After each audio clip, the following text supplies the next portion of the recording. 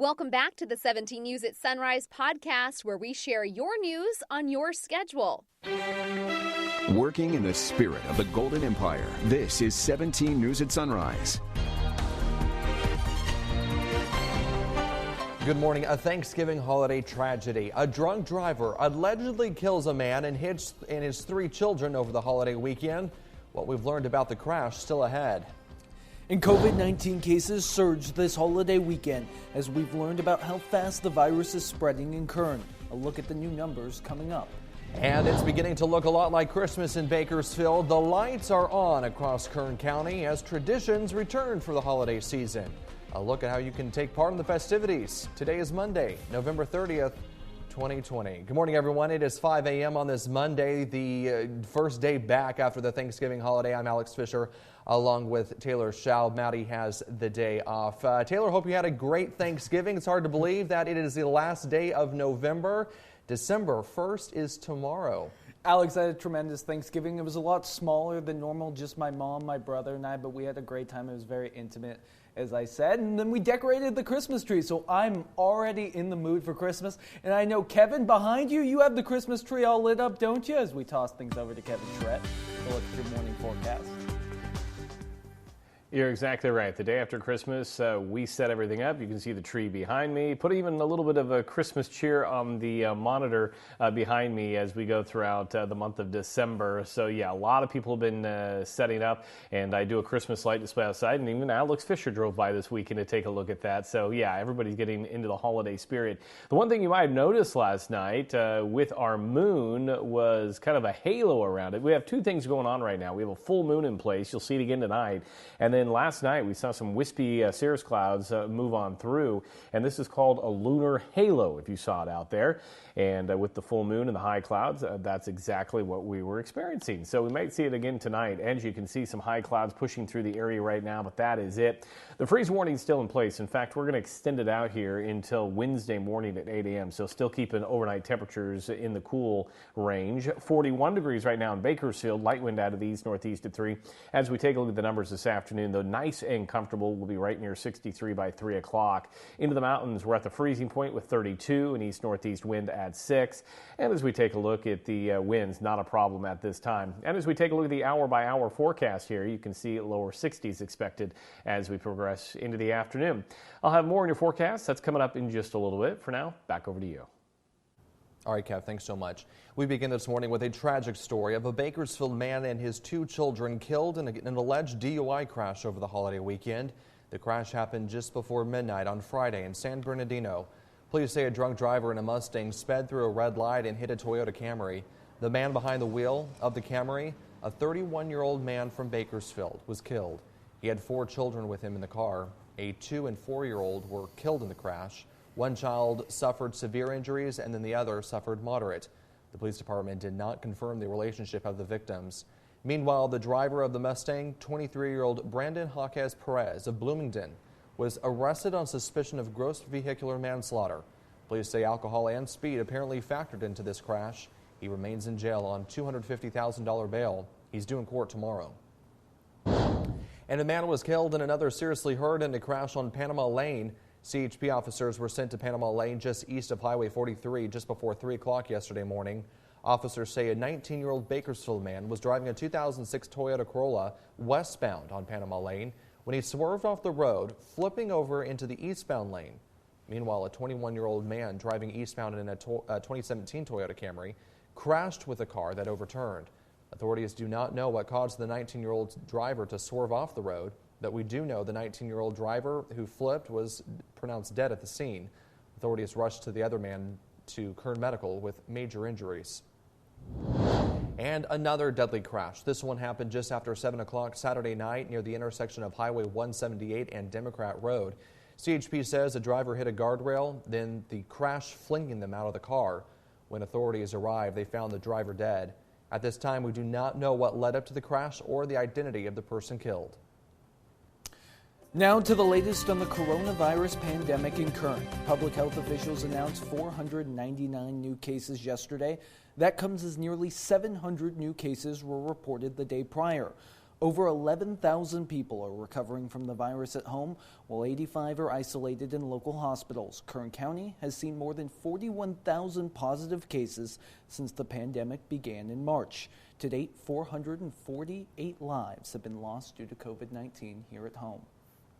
And new this morning, Moderna has announced new results to show its COVID-19 vaccine works well, and it's pushing for emergency regulatory approval in the U.S. and Europe. Moderna is just behind Pfizer and its German partner BioNTech in seeking to begin vaccinations in the U.S. in December. Meantime, British regulators are also accessing the Pfizer shot and other forms of AstraZeneca's vaccine as well over the weekend.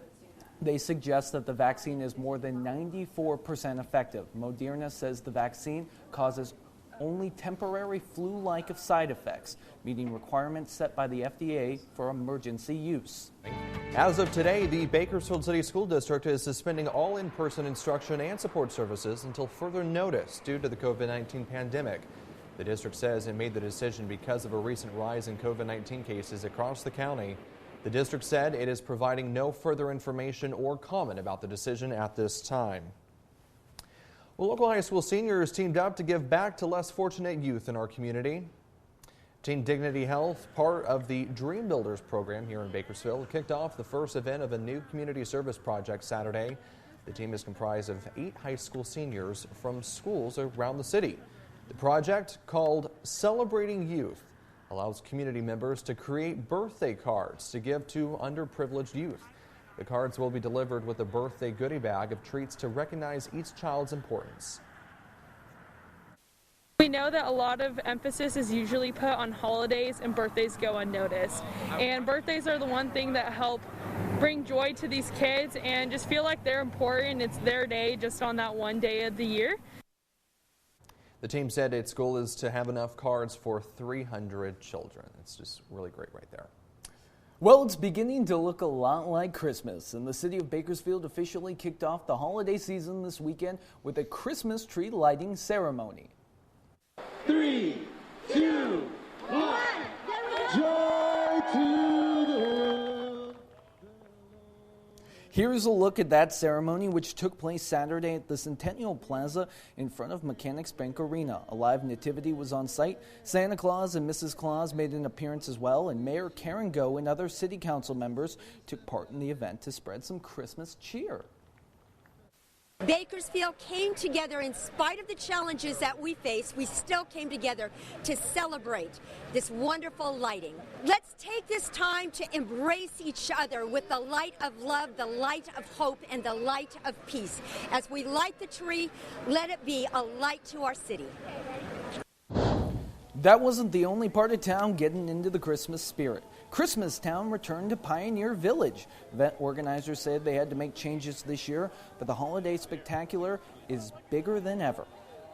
We realized that COVID was going to alter our situation.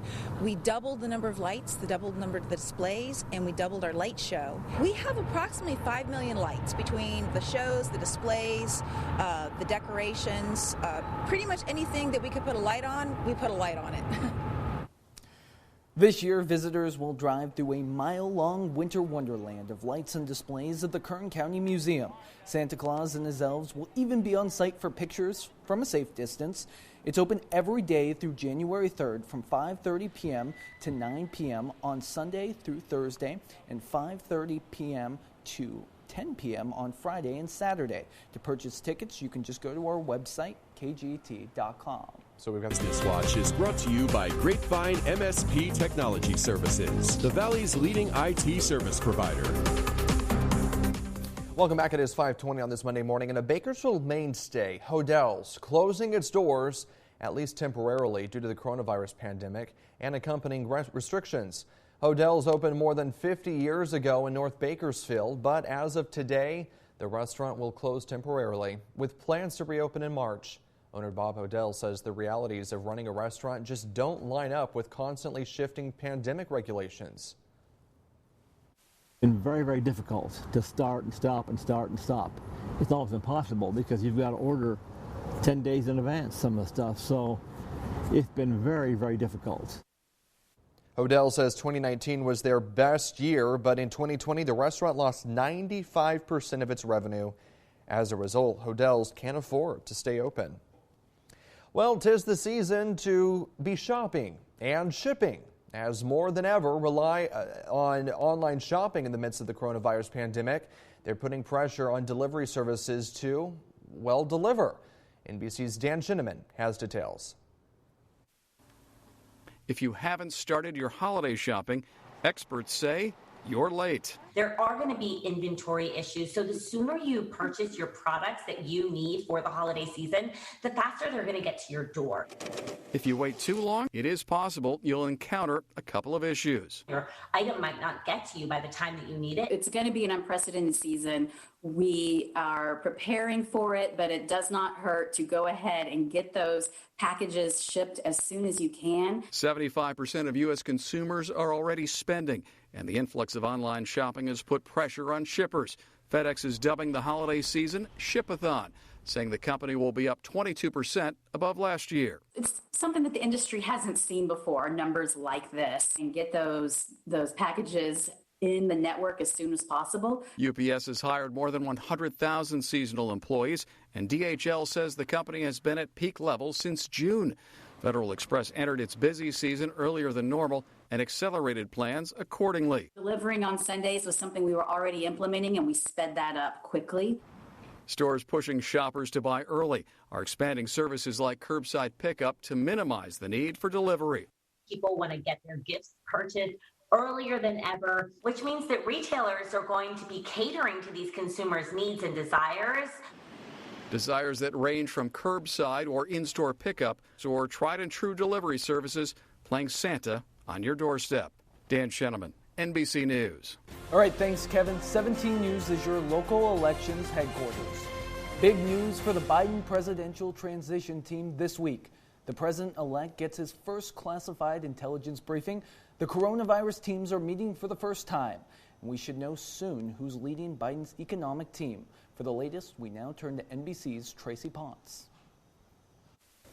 Hey, Taylor, good morning. Good morning, everyone. Turns out the president-elect twisted his ankle playing with his dog over the weekend. He may be in a boot for his first intelligence briefing today. Reasserting its historic role as a President-elect Biden and Vice President-elect Harris get their first presidential daily brief today, and their coronavirus team meets this week for the first time with the White House task force as health experts worry about the impact of Thanksgiving travel. We expect, unfortunately, as we go for the next couple of weeks into December, that we might see a surge superimposed upon that surge that we're already in. 3, 4, and 10 times as much disease across the country. Scientists warn travelers to isolate and get tested. Drug makers are expected to apply for emergency vaccine approval in the next 3 weeks. Sources tell NBC the first doses have already arrived in Chicago. CDC advisors vote tomorrow on who gets it first. I'm a doctor, and when they tell me I can get a vaccine, I will be first in line. Congress returns this week with little progress on a coronavirus stimulus. It has the money that's needed to distribute the vaccines. We need to do this. We need to do this now. And as President Trump continues to complain about failed election lawsuits. Well, we're trying to put the evidence in, and the judges won't allow us to do it. President-elect Biden has named an historic all-female communications team and is expected to announce his economic team this week. And sources are telling us that former Federal Reserve Chair Janet Yellen may be poised to become the first female Treasury Secretary. I'm Tracy Potts, 17 News. Working in the spirit of the Golden Empire, this is 17 News at Sunrise. The 17 News at Sunrise podcast is a production of KGET and Nexstar Media Group. For more on all of the headlines in today's show, head to kget.com.